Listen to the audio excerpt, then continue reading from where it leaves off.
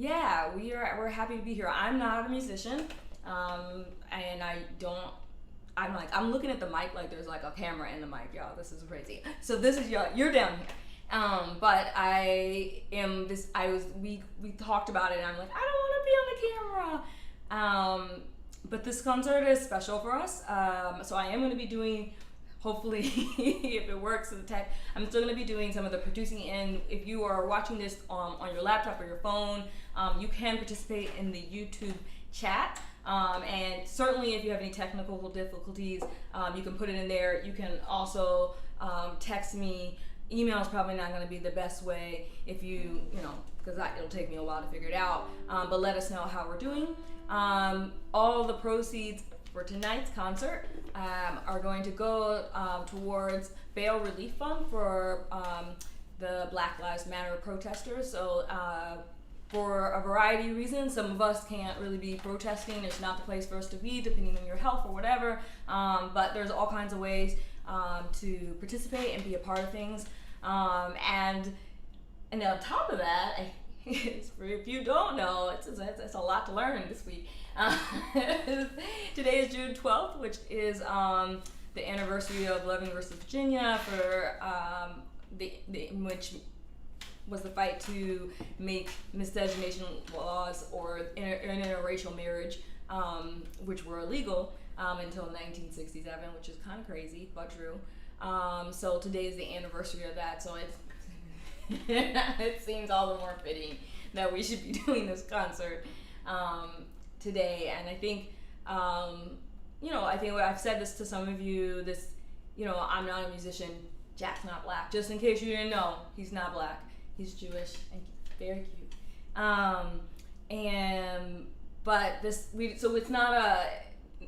This is kind of like a performance of, would you say, like our relationship in some way, and like how us in this moment as,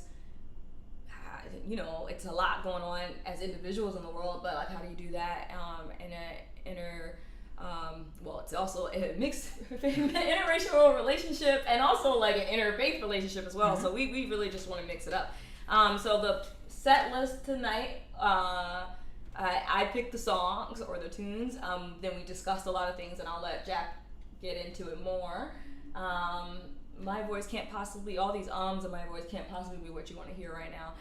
But it looks like what I want to hear. Oh, you're too cute. You're cute. He says all the right answers all the time, except for when you don't. But yeah. Want to just take it away? Yeah. Oh, my bad.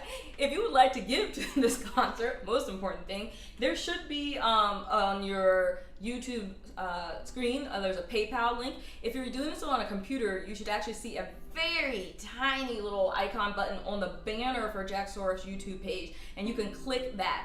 Either way, like if you're on your cell phone, you can look at the About section, and underneath it'll say, donate to Jack Soref, and don't worry if you're not a PayPal person, you can Venmo either of us, you can do Zelle. I think we figured out how to do some other forms. You can just ask it. We also take old-fashioned checks.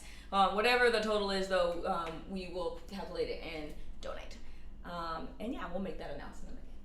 Yeah, that's good. I think if you refresh If I refresh, okay. Yeah. Not that one. If you just go to the YouTube page. Oh, okay.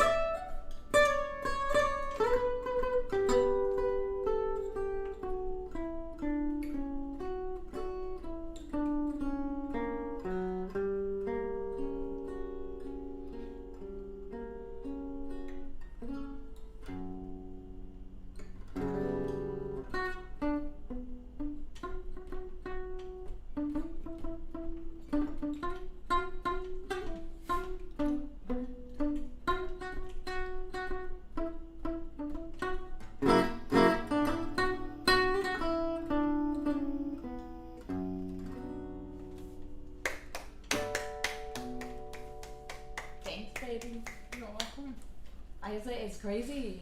It's crazy to like hear you do it now in the setting, like in our like our official Skype Zoom place. Yeah.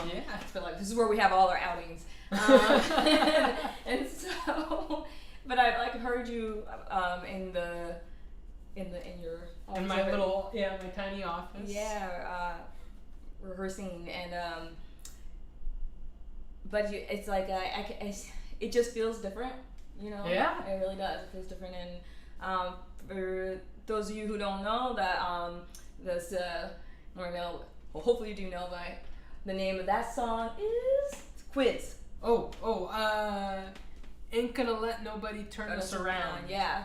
A pretty standard song that would have been sung during the civil rights protests, and it has that, you know, like Jack. Well, I'll let him tell you a little bit more about who he is and what kind of music he does. But we wanted to start off with something that's kind of recognizable. I think a lot of like we've been talking. And just thinking about like, you know, I feel like there's gonna be so many cliches, but like, you know, common grounds. Like, I mean, I feel that we know each other in this like really incredible way, but like we also come from really different backgrounds, right? And that's like even cultural references.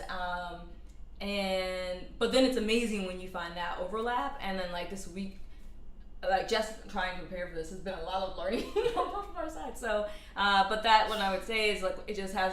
It spreads so far that, you know, it has a lot of that common ground recognition, and yeah. Do you want to talk? I feel like just talking. No. This is great.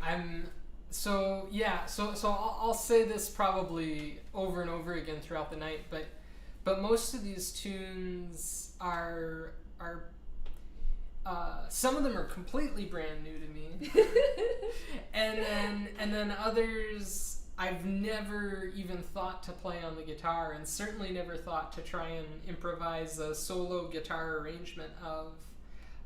So it's been a busy several days, really trying to research these tunes and learn them and memorize them, and do something that hopefully everyone can enjoy. I think it's worth saying, you might have said this already, but that all the songs we're gonna play tonight are things. One or two are tunes that came up in conversation that I had a relationship with But a lot of them, or the vast majority, are tunes that were requested by Allison. She gave me a big list of. Do you want to go back before and like when we even came up with the? Well, maybe we can talk about. Well, I mean, we have so much time. Yeah, we can talk about it later. We have this whole time, so why don't you just, Yeah. We went from so there was, we felt like if something was a common ground, like if you were to go out and do a protest right now, you would probably know about that, but we wanted to, here's another common ground. This next piece, it's pretty huge. I think for at least if you're do black studies, but it's also pretty huge if you are a jazz musician. So yeah, you take it away.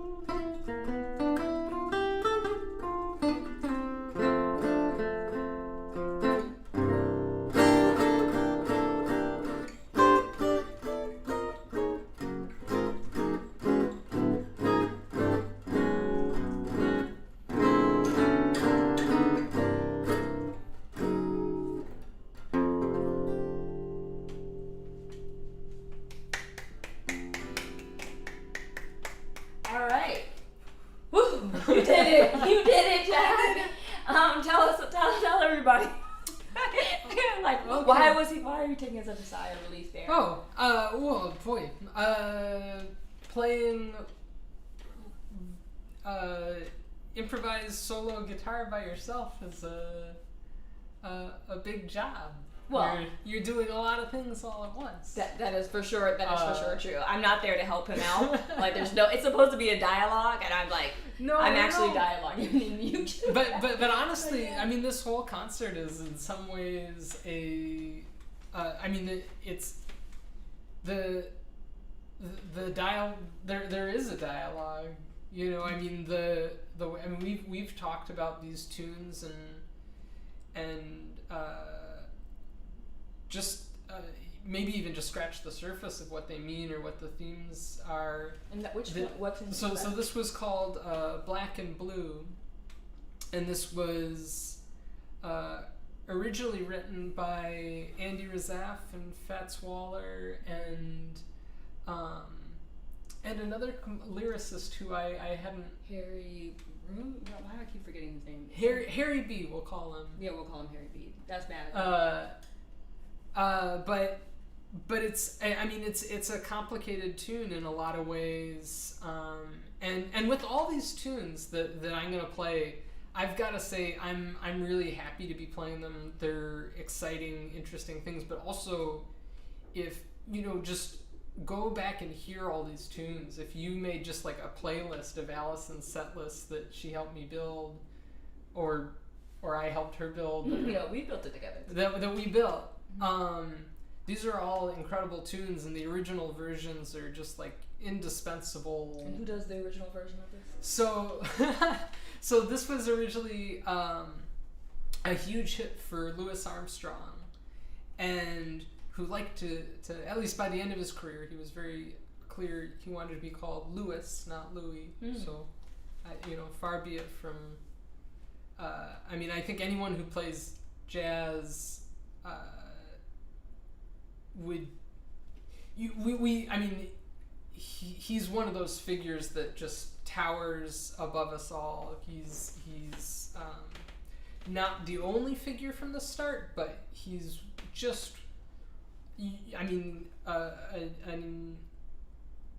he's one of the great well springs where all the other music comes from. Obviously, I'm a guitarist, and I love the music of Django Reinhardt, who you check out if you don't know Django. And yes, so there's another Jack who's watching right now, Jack, who texted. So I think cool.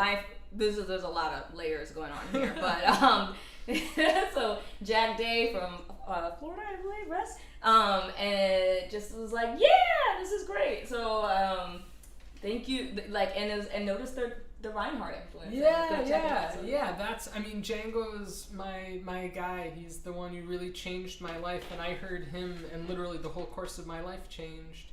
And sure enough, when Django heard Louis Armstrong for the first time, that was really what shaped the rest of his life. Yeah. He was such a huge influence, and Louis Armstrong was a huge influence for so many great artists, in so many ways. But for Django, the first time he heard him, he just wept and put his head in his hands and said, "My brother, my brother." Wow.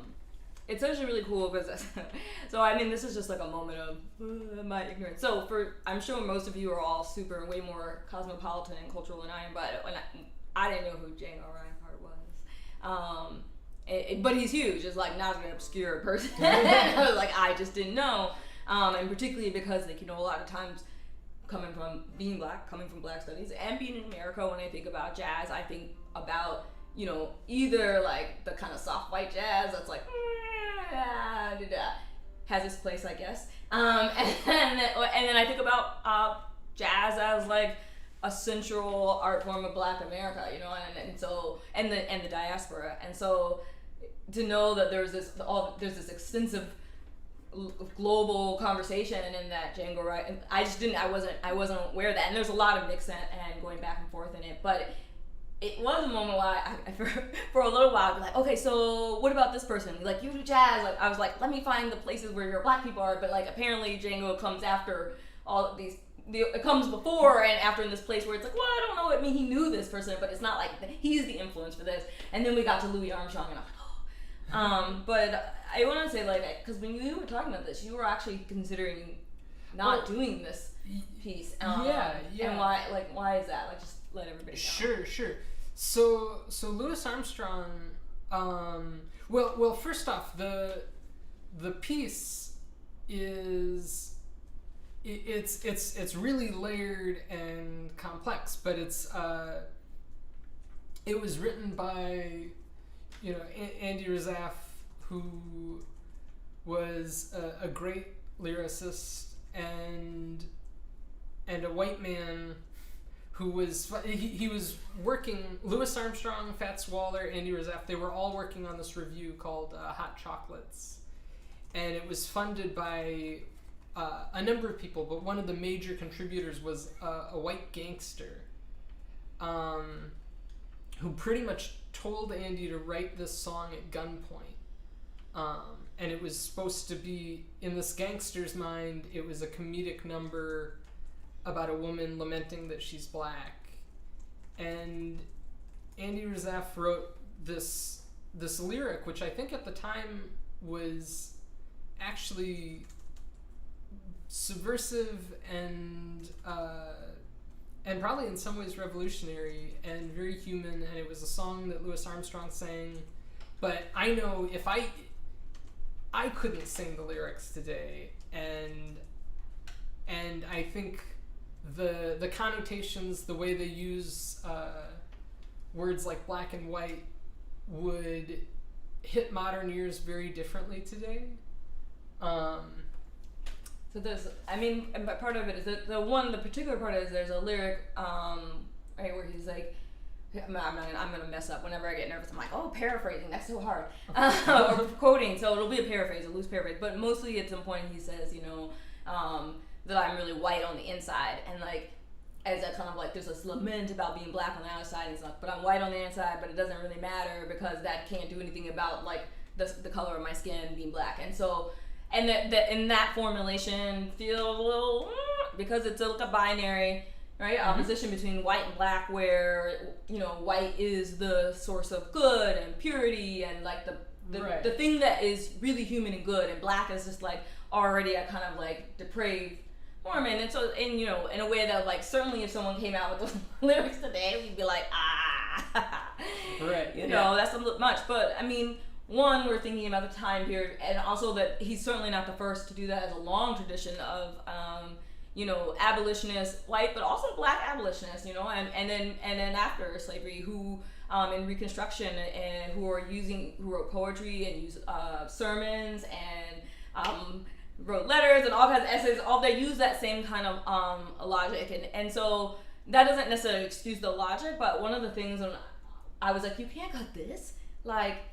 No, and then we just had this humongous conversation about why you couldn't cut it, and one of them I think is just because of that controversy. Is like, but also I think it comes when you start dealing with the like weirdness of that lyric, and you have to actually start taking into account like that kind of trickiness of like one, how music works, and like what jazz does, and it's like genre bending, and the kind of like the rupture of binaries, and like and also the fact that like honestly the stuff isn't just like simple, like sometimes it's just complicated. Right. I mean, I think in some ways it really speaks to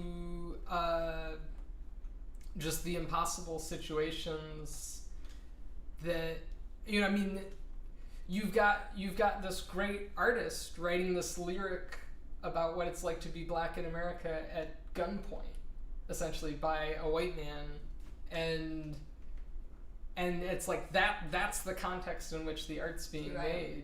And then we were also talking about, so the full title is actually parentheses, what did I do to be so, parentheses, black and blue. And I've been thinking about this a lot, because I've actually really interested in another performer, Mae Barnes, who actually did recording with Louis Armstrong's second wife, Lil Armstrong. Oh, sure. Yeah. And she has a song that the title is parentheses, I ain't gonna be no parentheses Topsy. And I've been really interested in like that's the title.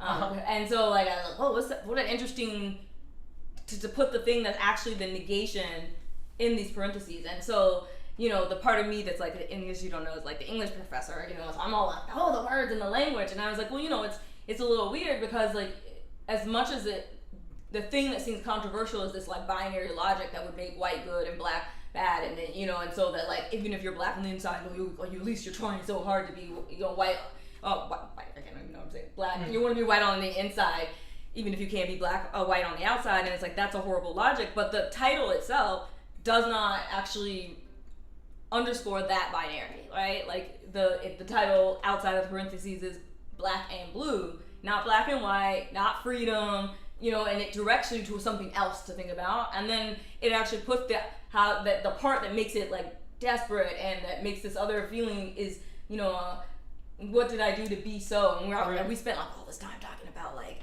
oh, it's not even like what did I do to be, and then so black and blue. It's not an existential question about just me being. It's about being so. Like, what did I do to be the emblem of something else? Right.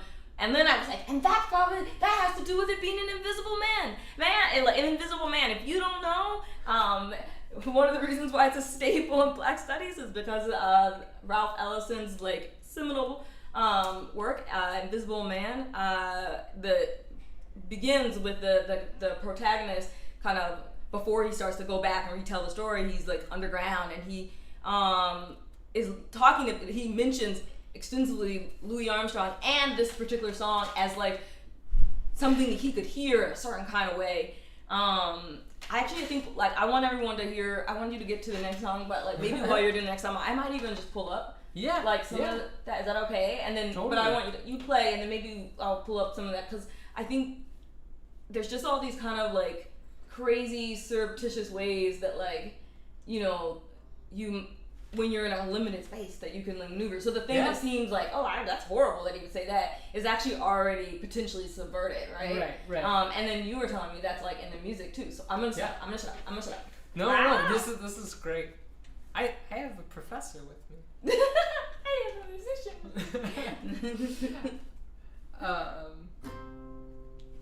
So now maybe something.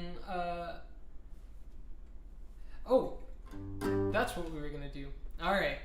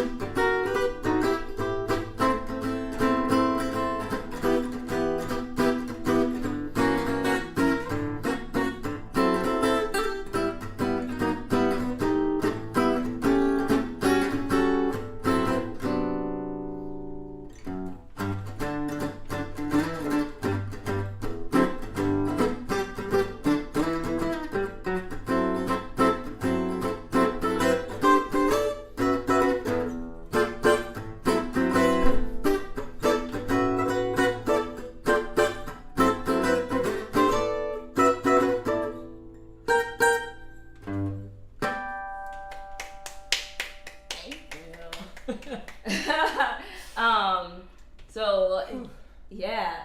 Apologies to Nina Simone. Oh no! Don't do that. Yeah, this is actually one that I thought this would be the one that you were like, I don't know if I want to do it, because it's just a really overt, like it's a very explicit and like, this is Nina Simone, who, I mean, honestly, we could have picked almost any Nina Simone song, but I think Mississippi Goddamn, so is just such an explicit, like, I mean, it's an explicitly response to racial violence, against protesters. Yeah. It's about this. I mean, it's hilarious. Not hilarious. It's not hilarious. I just, in my mind, all of a sudden, I was like, you could almost just make it like Minnesota, like, you know, like you could just change one M state for another M state. It's actually a lot of M states, actually. You could probably do that with all the M states. Yeah, when I was sort of humming the song in my head, I was thinking about that. We almost could have called this concert Minnesota Goddamn. Yeah, I feel like I like the part of me that's like, I don't really like, that's like my only cuss word I don't use. But I will say it for the historical accuracy. All the other cuss words are totally fine for me. But I think one of the things, there was no, with Nina Simone, it really was for us, like, it's just something about, like, it was like, okay, it's definite, like, you know, it's more like, how can we not have like a whole Nina Simone's set? But we wanted to go with that piece because it was so bold and kind of like took like the, like, I want to say it, like the kind of spirit, like the kind of fiery spirit. I want to go with fiery spirit, like a fiery, bold spirit that oftentimes gets interpreted as angry black woman rage. But I don't think this piece sounds like angry black woman. I guess I'm not the right person to ask what angry black woman sounds like. but I think it captures that fieriness and that boldness. Yeah. And I think one of the things that I know I've been thinking about lately is how am I supposed to feel right now? Right. You know. Yeah. And I think that's a lot of people, but I think it's you know, I was telling one of my good friends before the concert, I was like, you know, it's a weird thing because there's nothing new about what's happening right now. Yeah. Not the violence, not the protests. You know, hashtag Black Lives Matter is not new anymore. It's crazy. But it's new for a whole group of people, and those, I mean, it's new, quite frankly, for a lot of white people. And maybe some other people as well, but like anecdotally speaking, and so, but it's like I didn't see that coming, and it's like a little bit almost disorienting, you know. And so like one of the things you're thinking about, like in all the like, what am I supposed to be feeling? How am I supposed to signify what I'm feeling? Right. You know, to who and when and where and what action, and I don't actually have any answers about that, to be honest, but I think at least at this point, and from the really wonderful conversations and working on this, what I got is like there are a lot of ways to do that. There are a lot of ways to feel, and there are a lot of ways to express it, and there are a lot of different times, and I don't, you know, we're just gonna keep on working, you know that.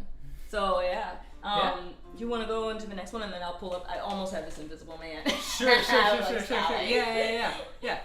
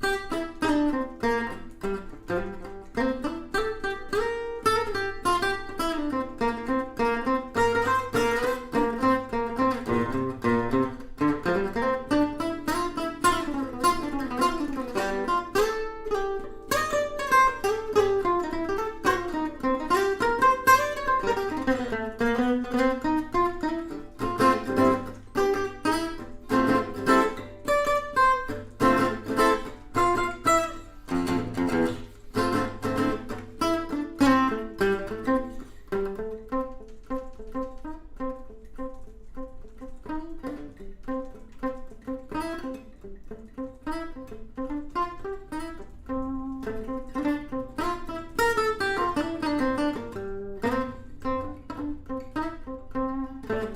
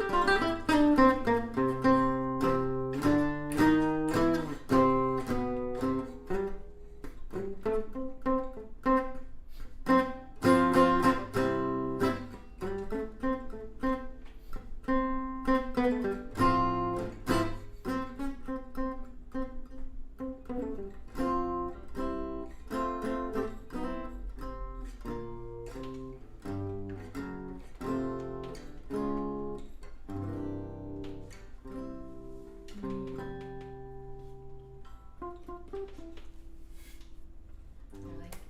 I really do. I do. I'm like always like.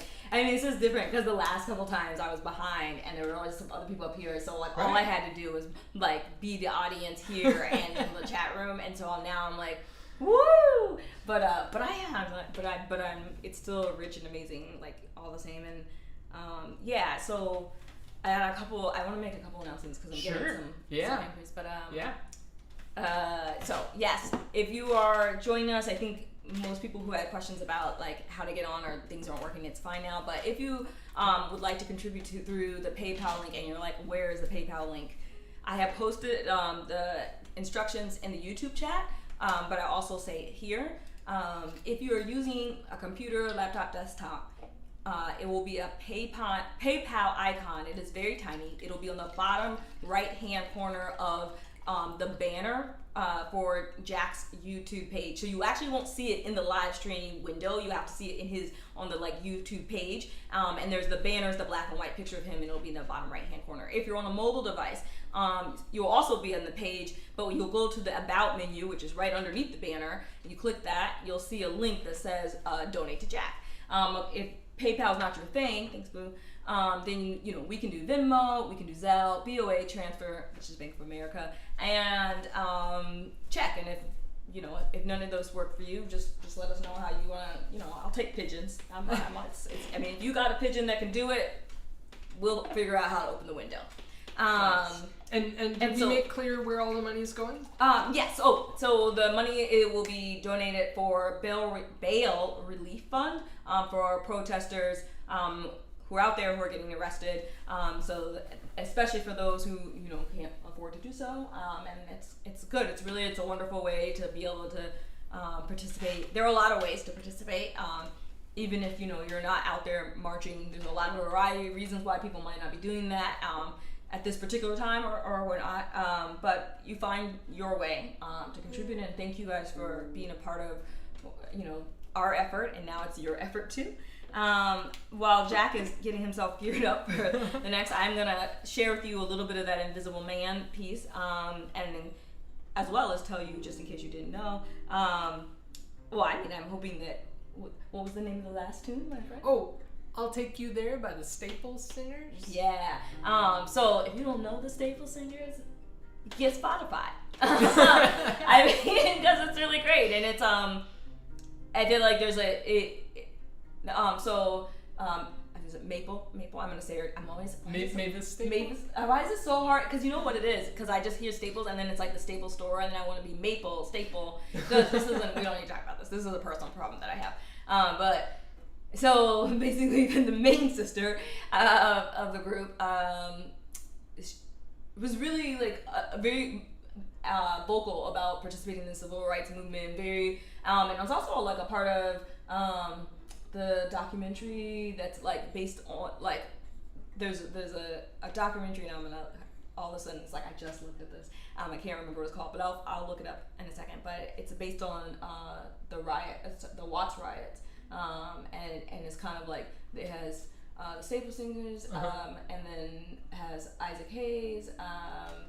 There's like a couple other really big time features, and just like this idea of like there's that 1965 moment, and like there's all these riots that are happening, and this is, you know, they're falling off like the assassination of Martin Luther King, and there's a lot of, when the riots happen, all right, there's a long conversation about like what do we make of the riots, you know, and it's really, I am not endorsing any particular behavior. I'm just saying that it's really easy, and I think it is. I think it's easy. I think it's easy to say that what rioters are doing is just like some sort of, you know, violent thing, and it's just like a tearing down, and it's like misguided, or it's just like the kind of like the like emblematic misguidedness of how like victimized black people are. Like there's a lot of ways to read it, and certainly it's not an unproblematic response, but a lot of responses aren't unproblematic. But there's also, that's not the only response. That's not the only thing that's happening in that moment. And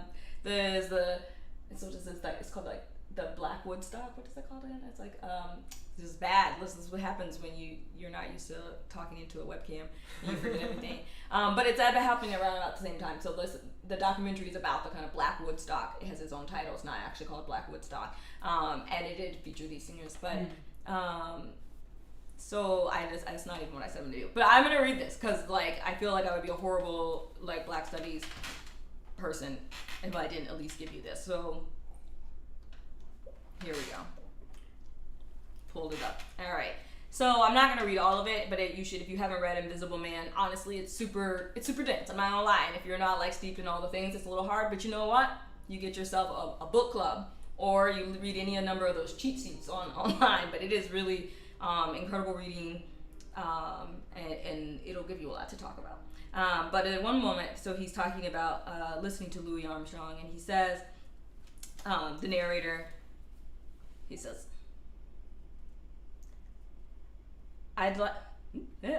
Now I have one radio phonograph. I plan to have 5. There is a certain acoustical deadness in my hole, and he's in the basement. And when I have music, I want to feel its vibration, not only with my ear, but with my whole body. I'd like to hear 5 recordings of Louis Armstrong playing and singing "What Did I Do to Be So Black and Blue," all at the same time. Sometimes, now I listen to Louis while I have my favorite dessert, a vanilla ice cream and sloe gin. I pour the red liquid over the white mound, watching it glisten and vapor rising as Louis bends that military instrument into a beam of lyrical sound. Perhaps I like Louis Armstrong because he's made poetry out of being invisible. I think it must be because he's unaware that he is invisible. And my own grasp of my invisibility aids me to understand his music. And then I'll stop there. But and when he's talking an invisible man, just in case you don't know, when he's talking about invisibility, he doesn't mean he's specific. So it's not like he's translucent or he's a ghost. He's talking about the inability in America to be seen as like, because he's black man, people see what they want to see.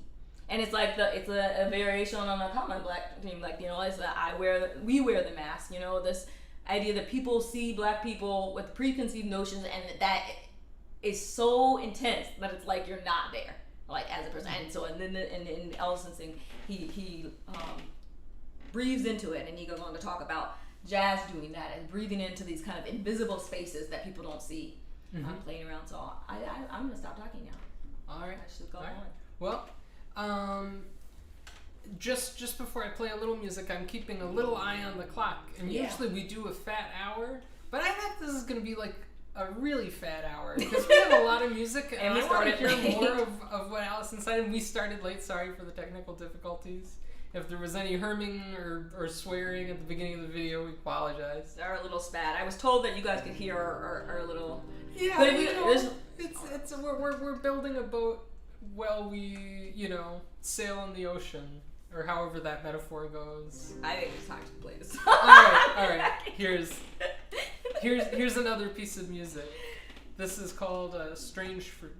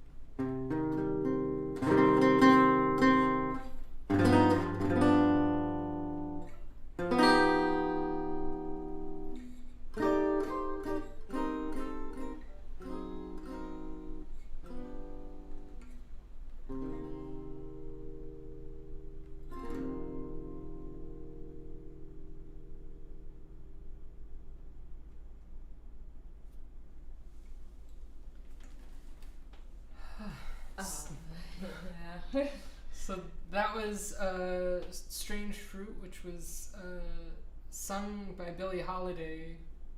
And listen to her sing it and listen to what she's saying. I feel like I'm having like an emotional response right now. I mean, we it was on the list, and then we were gonna take it off the list, and then I mean, the reason honestly why I was like, no, let's keep it on the list, other than like it being such an intense,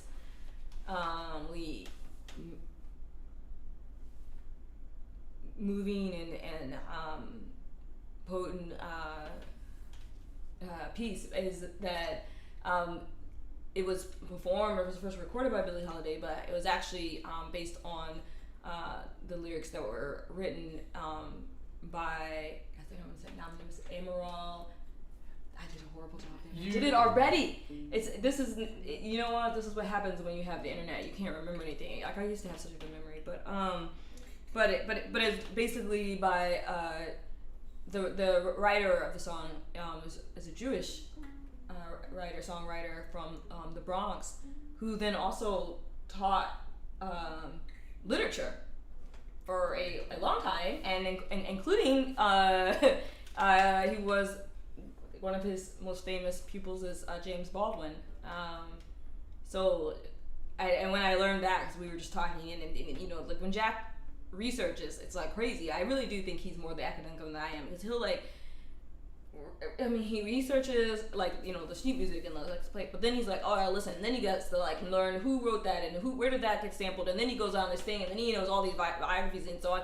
Then when he's sharing it with me, it's like, I didn't even know that, and so it was just that was why we were gonna put it there. But as I was listening to it, I'm really trying to hold back tears. I just had a real moment, and and it just I'm gonna share this. I guess I don't even know. I'm not enough of a millennial. I feel like I've never done anything live streaming, but this was not my plan, and I hope it is taking in whatever is the best way for you. But I kept thinking in my mind, when people think, so if you don't know what strange fruit is, the strange fruit is a metaphor for bodies, lynched black bodies, hanging in trees, and it's calling attention to, the intense and pervasive history of lynching black people in this country. But when I was listening, I couldn't help but thinking, that when we think about lynching, we do just think about, when we think about the strange fruit, we think about hangings. That's the iconic, image of back then, suffering. This is what my students would say, back in olden times, or back in those times. But yes, it does most commonly refer to hanging or the noose, and it would be that way. But when we talk about lynching in the context of anti-black racist violence, you're talking about any kind of extra legal vigilante, killing, murder of black people. And it wasn't always from a tree. I'm not gonna, because I don't know what our families are at home, but you can look it up. And if you're not sure, Google will help you. But when we think about that, it's not just that way. I think it really puts a lot of weight on how we think about the continuity of that history in this country. So, and now I'm really ready for the next song. I'm so sorry. I just Woo! Thank you. Yes.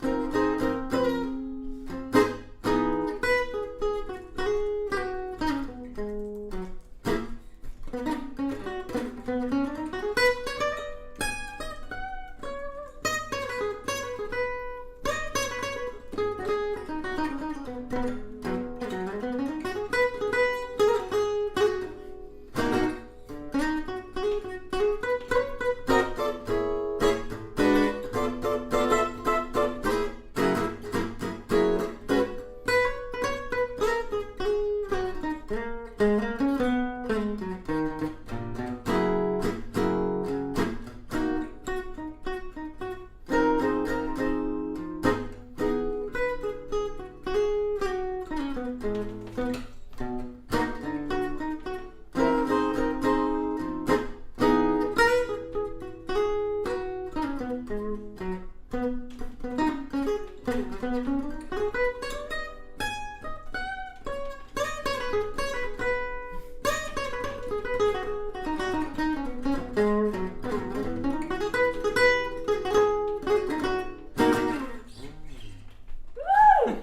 was like, I got to some point, I was like getting this double duty because, you know, there's a slight delay in Yeah, my ear. yeah, And I was yeah, like, yeah. wait, which one am I jamming out to? I don't even know. Oh my goodness. Oh my goodness. Oh my goodness. Yes. Like, I don't even know. Like, I feel like the like chats are like, Stevie Wonder! Like, and I was like, text like, Stevie Wonder! And it's like, that's actually like, I mean, I don't know what other people felt, but I hope you felt something like what I felt. Which is like, there was an incredible moving to move from Strange Fruits to Stevie Wonder, and there's like this intense weight. The weight that I think is there when people say I can't breathe. Literally, like, you know, when we're saying that, it's that weight. But then there's Stevie Wonder, and like they're together. Like, I think when we you know, I don't honestly, like, I'm so in what I'm in right now. I can't tell you whether my message is for black people, for women, for people, supporters, allies. I don't know. I'm just saying things. But I do think that it's important. Like, if you're supporting black life, like, being for black life means working for, like, what at times feels and is, I don't know, an impossible task of making room for the enormity of like black pain, black struggle, but also like black joy. Like black life is full of joy.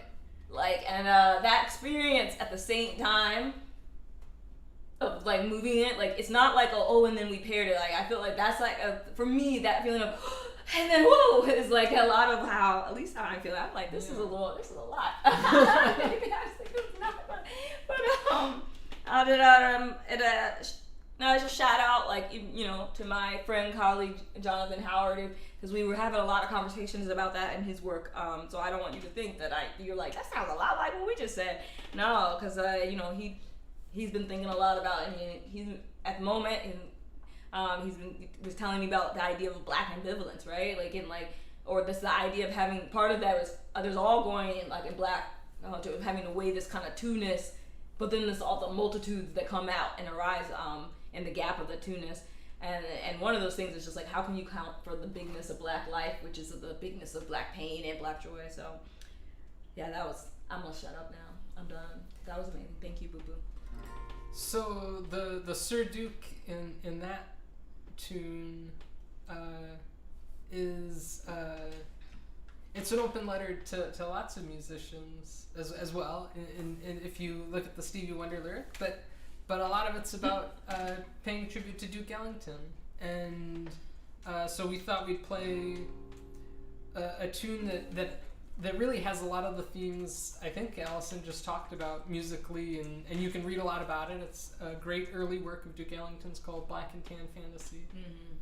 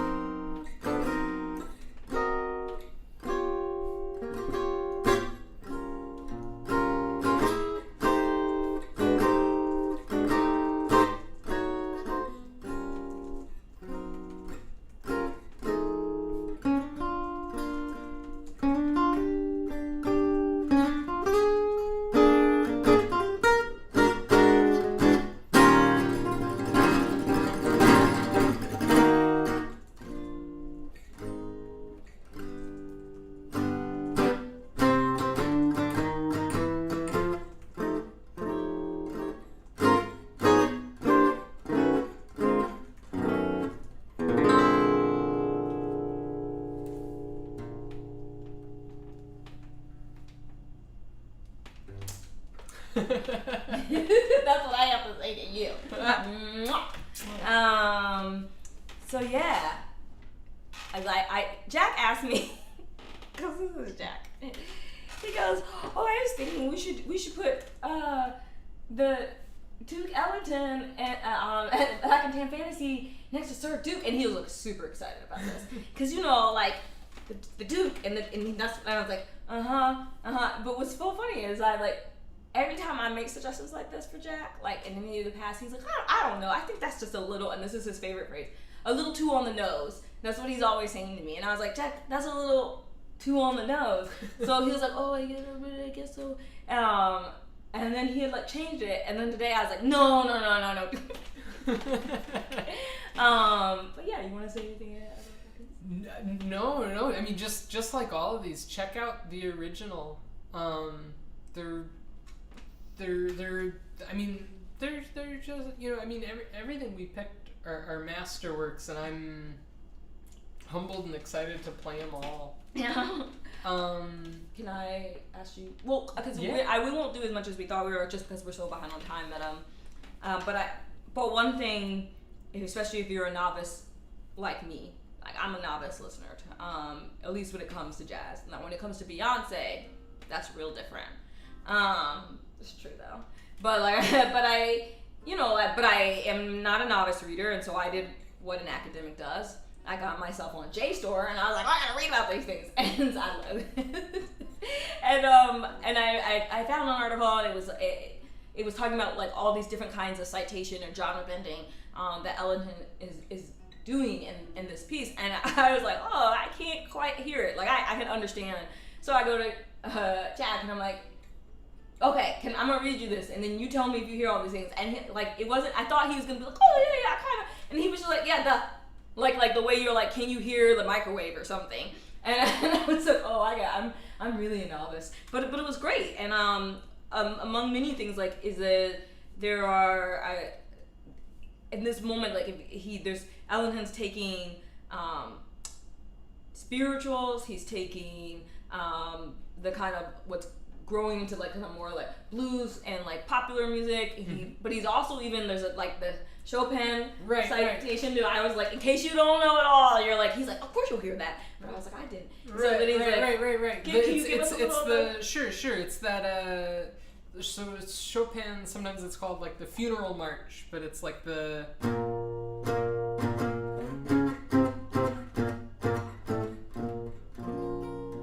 Which I feel like I know from Looney Tunes every time. Yeah. And I know that, but I think there's a way that you have to, and we talked about this as something we might do in the future, a series just thinking about listen to this, because I'm really into that, listen to this with words, and thinking about other ways we can read, and Jack's really interested in the way that, I'm interested in the way Black writers call us to think about other ways to read, and he's really interested in the way jazz is inviting us to have other ways to listen to music, and what is music listening to, so stay tuned for more. But I think that I was like, wow, I need to how can I listen? I know that, right? But it's there's a way that you listen in these kind of structured ways that you might miss what's surreptitious, and I say that with I say that being vulnerable to my own novice listening skills, in part because I think there's a certain because I just really am a novice. I'm not even gonna try to stunt I know, but it's certainly not on a live stream. But also because I think that noviceness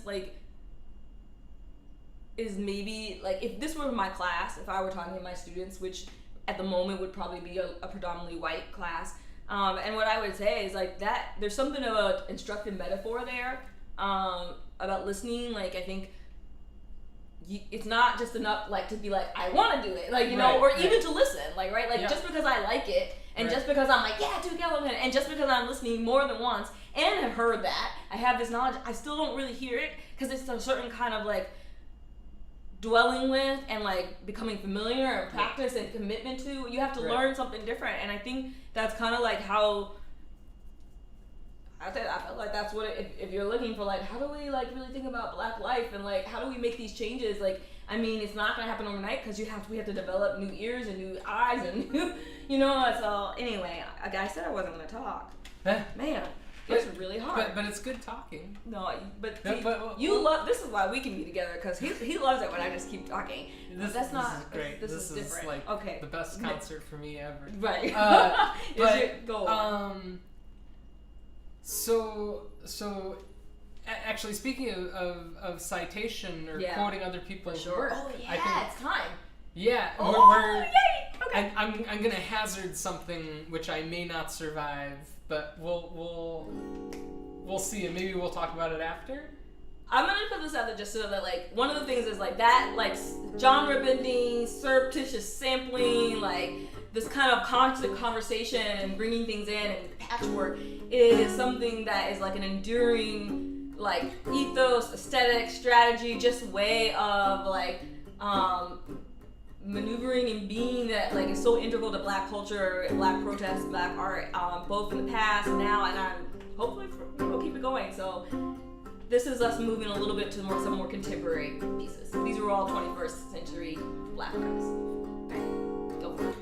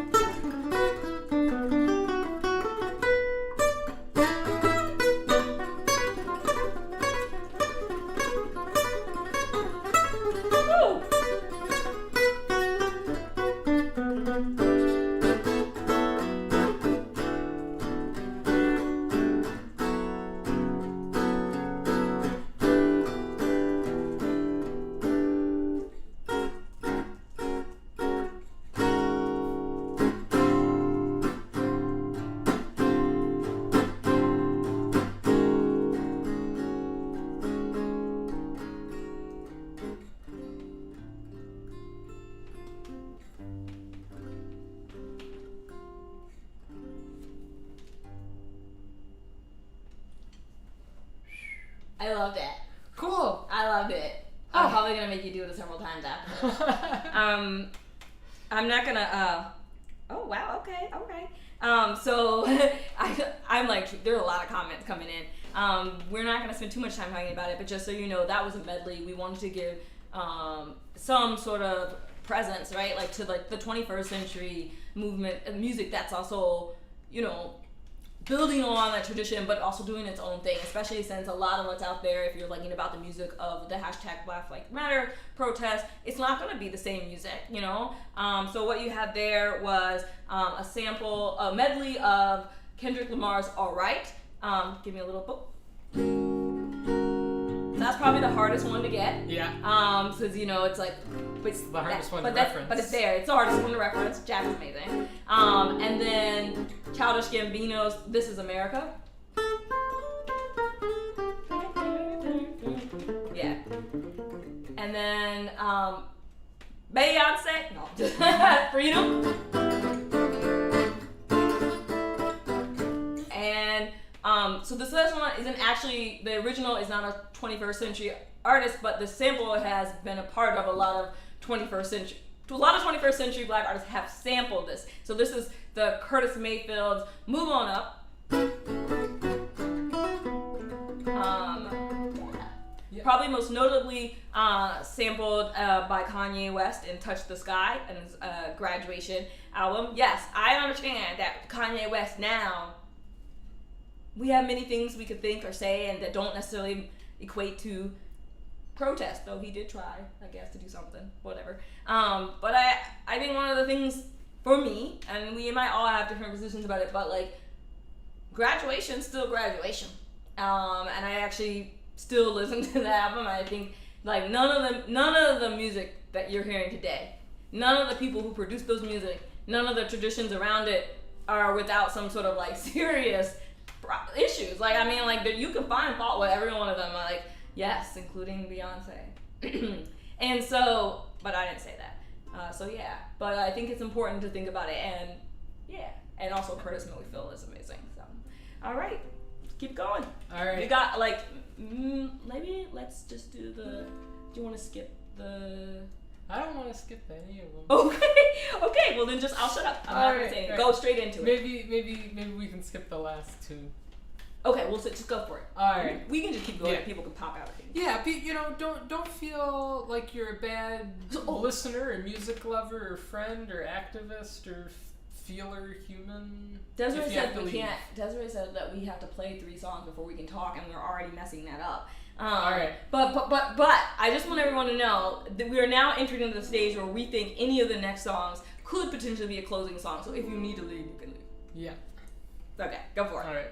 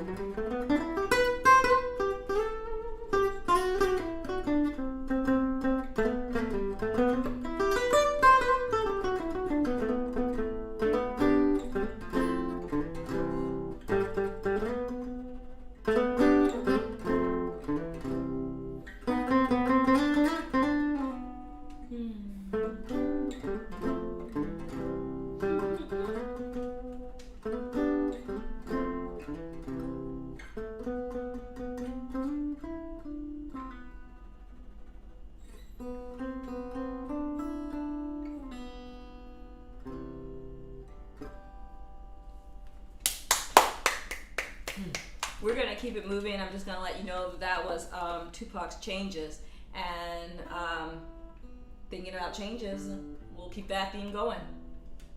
Just letting Jack, he's gotta do a little tune. This is the thing they have to do. It's very interesting. So I'll take this time for those of you who might be tuning in just a little bit later. If you're looking to donate, you can donate through the PayPal icon that is located on the bottom right hand of the banner on the YouTube page. That's the black and white picture on Jack's YouTube page. This is if you're using a computer or a laptop. If you're using a mobile device, you're going to want to go to the About section, also on the YouTube page underneath the banner. And if you click on the About section, you'll see a link that says Donate to Jack. If PayPal is not your thing, Venmo, Allison Curseen, that will work. We also do Zelle and Bank of America transfer or old-fashioned checks. All right. Ready? All right.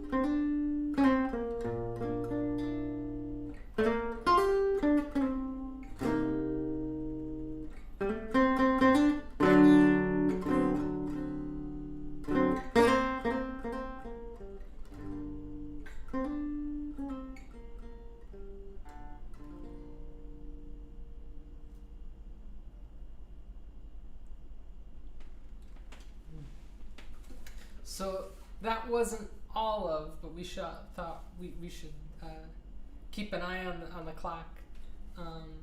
That was a little bit of Sam Cooke's Change is Gonna Come. Change and then change. That was me. I did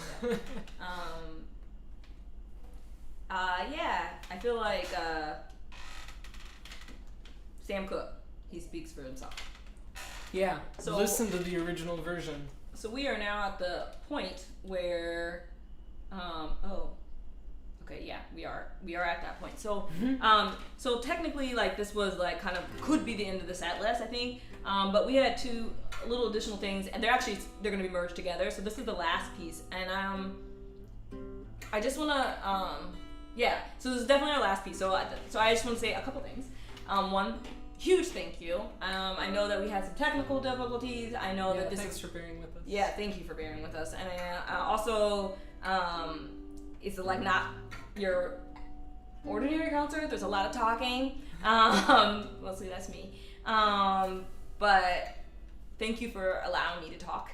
I appreciate it. And for sharing something of our relationship. I think this started. Jack had actually wanted to do something with us prior, and I was all over the place. But we were on a walk, and at some point I was like, "Can we do this?" And I don't even know what I just looked at him and I was like, and I held his hand and I was like, "I kind of need this." And he was like, "Well, if you need it, we got to do it." And I did need it, not for necessarily the reasons. I mean, for the reasons I thought when I asked for it. But I think I also just needed to be able to do this journey with you, and I know that you guys won't be able to have that sense for all those things, but I thank you for allowing us to share something of ourselves and what it's like for us to be doing this as a new interracial couple. And thank you so much for all the people who, I hope you can see the citations. You all know who you are. There are a lot, my choices also reflect, since there's so many things, people who mean a lot in my life. Like, you know, yes, I didn't pick the Beyonce just because I like the Beyonce. You know who you are. And thank you so much for like bringing there, and especially for the people who are bringing their little babies and their kids, Jude, Millie, Lola, we love you.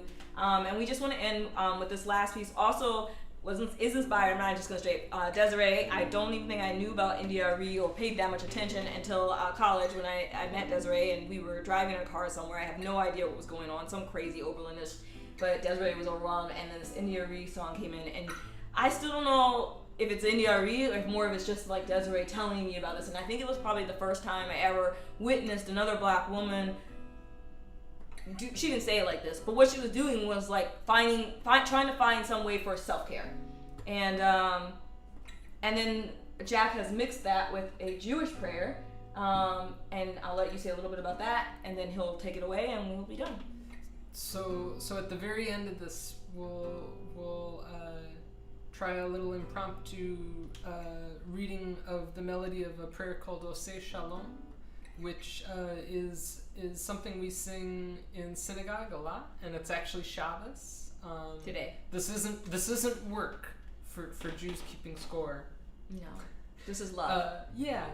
But it's a prayer for peace, and I believe the text says it's a prayer for peace for all our people, and in synagogue, that connotation, the word "our," feels a certain way, or can feel a certain way. But I hope in this context, it's necessarily broader. Yeah. So and there won't be a break in between, but if you want to take a moment, just find whatever it is you need to put out in the world, those changes. Yeah.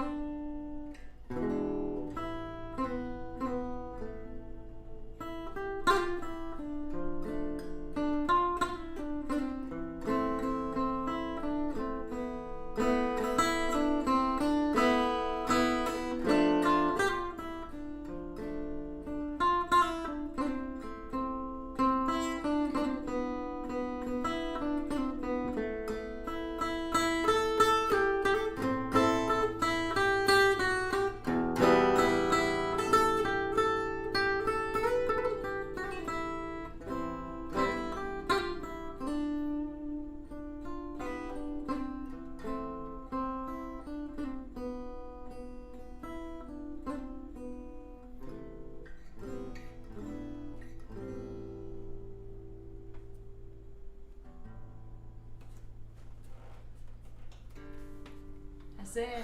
Thank you so much. Thank you so much. Yeah, so we're gonna sign off. Let you get back to whatever you're doing. Thank you for bearing with us for an extremely fat hour. Yeah, some the might fattest say. hour. Yeah, some might say it was almost roundable to 2 hours. But no, thank you so much. It's actually just an hour and a half if you count the time. Yeah. But yeah, so have a great evening. And then again, I'll just announce one more time. If you'd like to contribute to this concert, however small or, great, don't feel shy. You can do so with the PayPal link that is on if you're on a computer, it'll be on the right. There's a PayPal icon. It's really, really tiny. And it's on the bottom right hand corner of the black and white banner that's on the YouTube page, so it won't actually be in the live stream feed. It'll be on Jack's YouTube page. If you're on a mobile device, you will also be on the YouTube page, but you will go to the About menu, and there you'll see a link that says Donate to Jack. You can do PayPal if that's not your jam. Feel free to do Venmo, Zelle, Bank of America transfer, old-fashioned checks, and if you have some other way that would work for you, you can just text me, email me, or Jack, or email him, whatever. You can always Google me. I'm very Googleable. So if you don't Jack have at jacksoref.com. you got it. Yeah, it's gonna be. You can find us, and then just let us know, and we'll figure out how to make it work. And just a reminder: all the 100% of the proceeds from tonight will be donated to Bail Relief Fund for protesters who are involved in the hashtag Black Lives Matter. I know hashtag has become things like the thing. Right. And if you can't give, don't feel bad. Thank you for sharing this moment with us, and find your own way. We give our time, our treasure, and our talent, and we all got at least some of that. So, if you don't have money right now, this is not that time. We know we're in another pandemic too, and not all of us might not be there for whatever reasons. So don't feel bad. You are valuable. Your participation, whatever that is your prayers, your cards, whatever it is you're doing, just sharing the news that is something, and we need everybody and all parts of that. So thank you so much. Have a great night. Thank you. Good night. Good night. You have to stop it, I think. All right, I'm gonna stop it. Good night, everybody. Good night. Good Yay, you guys.